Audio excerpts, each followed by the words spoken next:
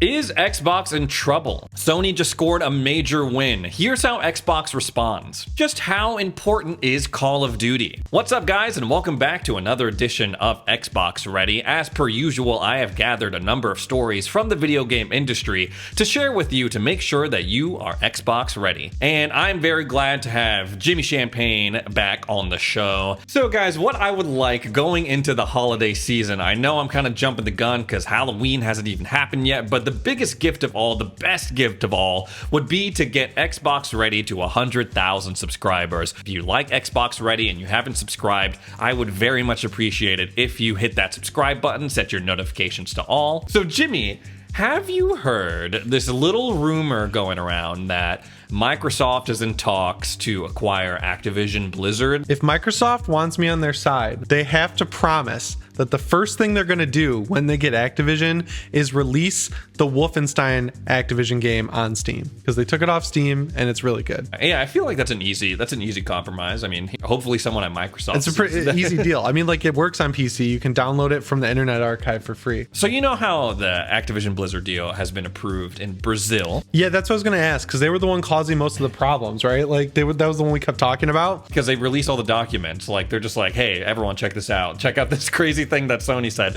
Check out this crazy thing that Microsoft said. That's so Usually funny. all of those reports are kept private, but Brazil was just like, yo, check it out, guys. But now it looks like, what, there's another investigation, or it's getting closer? Or... Well, they're entering phase 2 in a number of different countries. Like, they're doing a phase 2 investigation in America with the FTC, and then the CMA in UK has recently made headlines because it seems, yeah, the Country Music Awards is Team Sony. They said, we're concerned that having full control over this powerful catalog, especially in light of Microsoft's already strong position in gaming consoles, operating systems, and cloud infrastructure, could result in Microsoft harming consumers by impairing Sony's, Microsoft's closest rival, ability to compete, as well as that of other existing rivals and potential new entrants into the space. And then Microsoft shot back. They were saying, you are basing these arguments off of biased statements from Sony. PlayStation does really well in the UK, and like always has for some reason. Yeah. A lot of the best commercials when the PS4 came out were coming out of the UK. There was one that like showed the 90s and then the PS2 era, then PS3 era, and it led up to the PS4, and it was super cool.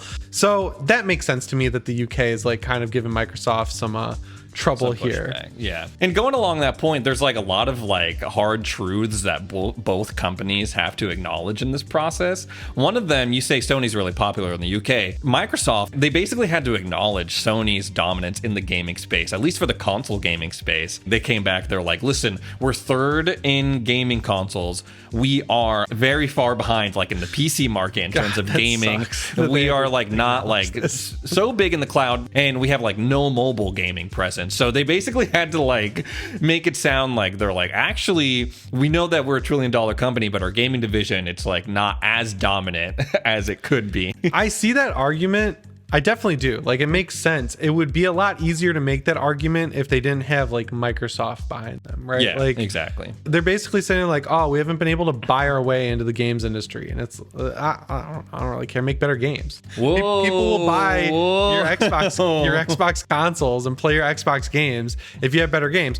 This video is brought to you by Yahaha Studio. Yahaha is a brand new user-generated content creation platform. With Yahaha, you can publish your own virtual experiences without any previous coding knowledge. Yahaha gives you a ton of tools to make your own unique gaming experiences. I'm going to show you real quick how to add your own assets to the hide and seek template provided by Yahaha Studio. First, I'm going to choose the hide and seek template from the create section. Next, I'm going to choose the behavior player transformation component from the component section under the Yahaha asset library and add it to my assets. Then I'm going to pick an asset from the Yahaha library and click view in the scene. I'm going to choose this crazy lion dog statue. Let's throw that in. I find it right here added to my map. I'm going to drag this model over to my spawn point. Next, I'm going to click the model, and as you can see, there's a gameplay setup menu on the right side. Go down to the bottom and then click add component, community, and then add behavior player transformation onto the model. Doing this will allow me to transform into this crazy statue that I've put onto the map. And as you can see, I can bring my avatar right up to the statue and transform into it. If you want to start your journey as a game developer for free, go on down to the description, click the link to download Yahaha Studio. Thanks again to Yahaha for sponsoring this video. But over on Sony's side, they've had to tackle some hard truths too, because the prevailing theory was that they were sitting pretty and they were dominating because they had these exclusive games like Spider-Man, like God of War, like Last of Us. And then their whole argument has turned into like, if we lose the third-party game, we're gonna it's gonna be really bad for us.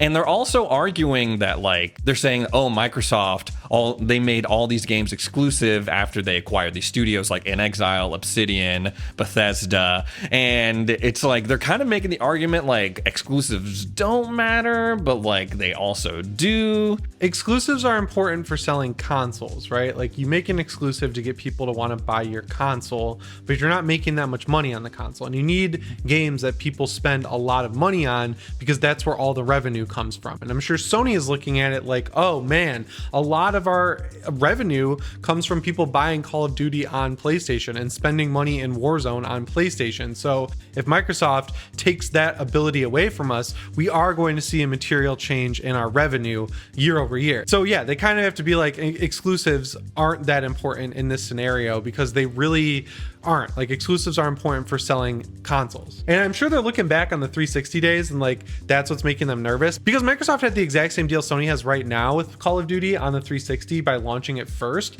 and that kept the 360 pretty far ahead of the PS3 for a long time. But flip side, Sony was able to retake that generation. More PS3s were sold than 360s at the end of it all because of Sony's great games that they came out with, new IP and stuff. So I think Sony's literally just fighting to see how much they can get, right? The longer they draw this out for Microsoft, the more money Microsoft has to spend on it. And they're doing it because there is a chance that it could not go through, right? They'd be crazy not to. If they just kneeled down and said, take it, guys.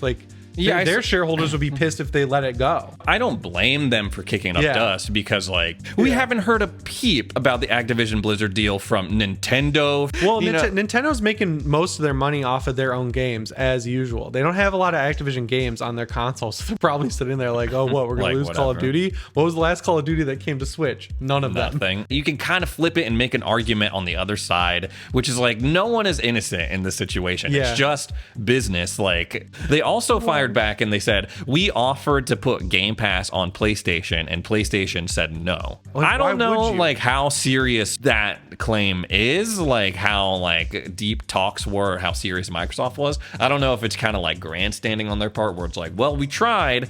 On one end, it would be awesome to have Game Pass on PlayStation. Then you would have no complaints about exclusivity, whatever. But realistically, it's how would that work? It would have to be a very neutered version that doesn't have third-party games. It would have to be an Xbox Game Pass app that you open and it only has first-party games that aren't available on PlayStation. Because Sony's yeah, great, we're getting 70% of the $15 a month people are going to spend subscribing to Game Pass on PlayStation. If they subscribe to Game Pass on PlayStation, that is, because they could also just go to Microsoft.com and do it there. They're so maybe we're getting what, 60-70% of the people are subscribing on PlayStation, and then they're playing games on this subscription service that they can buy on PlayStation. So we're not you'd have to do the math and show how much less they'd be making if Game Pass was on PlayStation. So that's a weird excuse to me too. It would be it would probably be a cloud streaming thing, stream Xbox games to your PlayStation. I would do. I'd be look how terrible the experience is. Keep buying games on PlayStation. Yo, what? But yeah, me personally, I hope this deal goes through. I feel like it'd be interesting to see Microsoft have the chance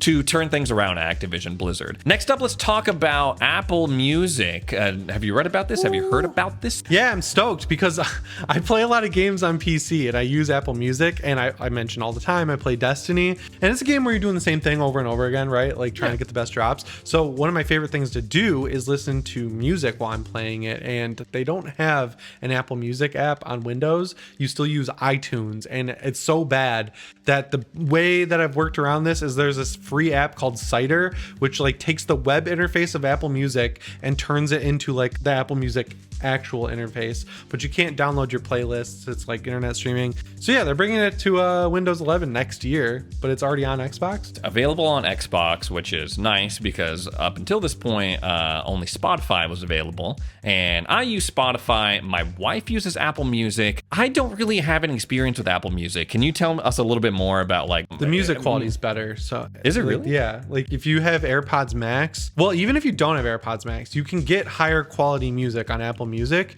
So if you have good speakers or like nice headphones or anything like that, and you kind of pay attention to that stuff, the music quality, you can go all the way up to lossless on Apple Music, and Spotify caps out at not great. It's like good enough, a little bit like good plus, I would say. And also Apple Music gets a lot more music, it seems. So yeah, that's like the big difference for me personally, because I have AirPods Max. So I was like, oh, I should just try it out. And then I started using Apple Workout Plus, and there was like a bundle. So okay.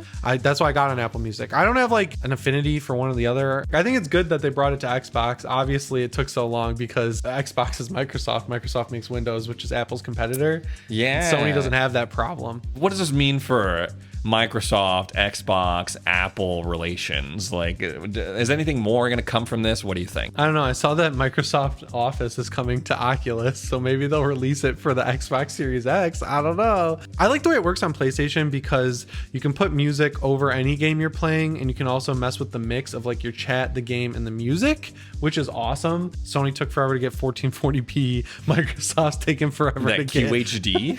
Microsoft's taking forever to get Apple Music. You know, it's a little bit of a trade-off there. You know, one would argue that 1440p a little bit more important than Apple Music, but who am I to judge?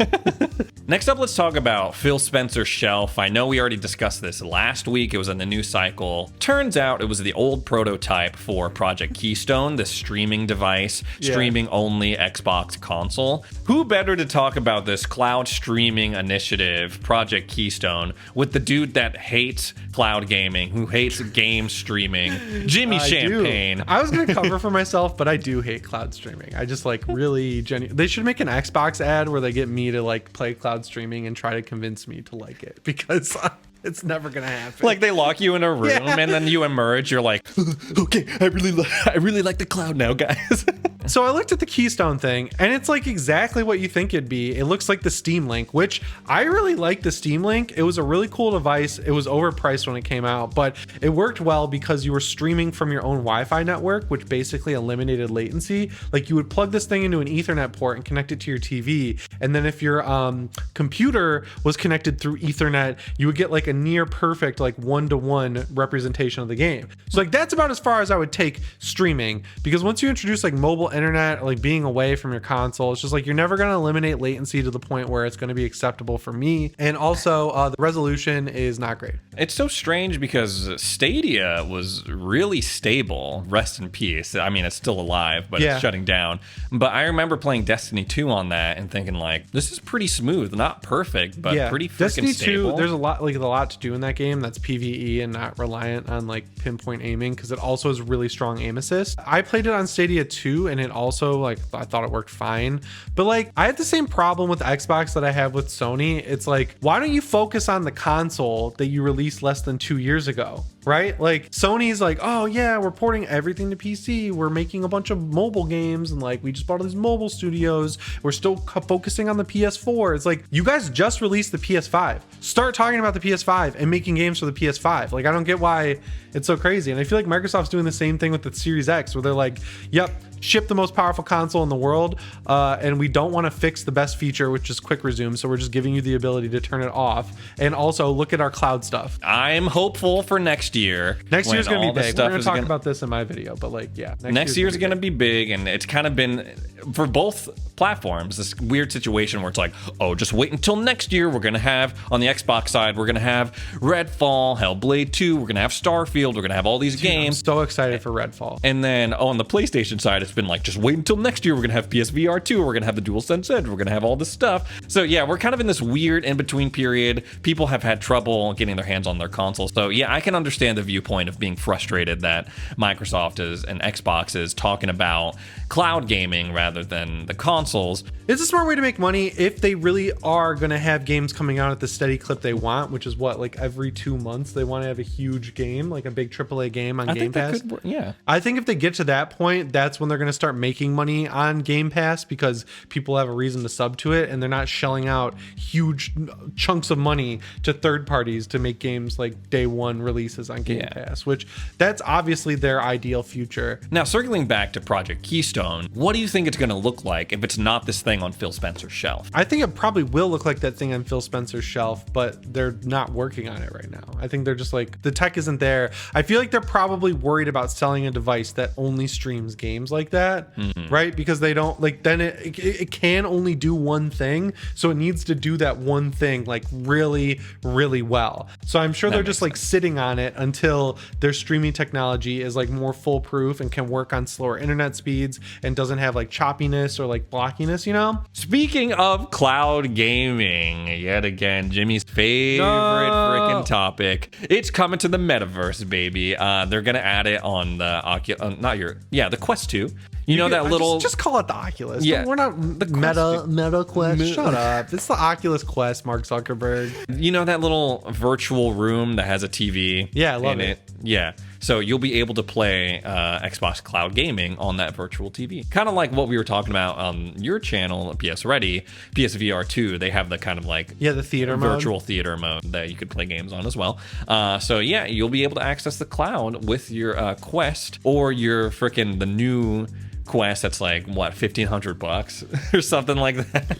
Yeah, I want to see what Valve's working on because they apparently are working on a competitor to that's standalone and it runs Steam OS. I am like much more interested in that, but it is cool that you're able to stream games from the cloud to your headset. Are you able to stream it from your Xbox on the same network? Like what I was talking about with Steam Link? Because that, like to remote me, play? Yeah, like remote play. If you're on the same network, that would probably make latency not that bad if it's connecting like through the router versus through the internet. VR tech, you know, the headsets, all that, it's not geared towards mobile stuff. Like I'm on the train, like freaking streaming this game. You know, so that'd make a lot of sense if you could do remote play with your console. But so far right now, as far as this news goes, it's just the cloud gaming is what they're highlighting. Dude, wouldn't it be crazy if they just made games you could play on the headset? That would be pretty crazy. An Xbox VR. I don't know how interested they are in that because they don't seem to be focused very much on the hardware. I played Resident Evil 4 in VR. That was pretty cool. That was cool. It would be really cool though if Microsoft just made their Xbox app work on the Oculus Quest 2 and then started adding VR games in there because they could just sell them. At no cost to them because they wouldn't have to develop their own headset. You're right. Kind of like the Logitech G Cloud device. Like they didn't develop the handheld, they just partnered up and made cloud game available on it and were like marketing it. It's easy money for them. Like 300 people buy that, 300 people subscribe to Game Pass and they lose nothing. Easy money, baby.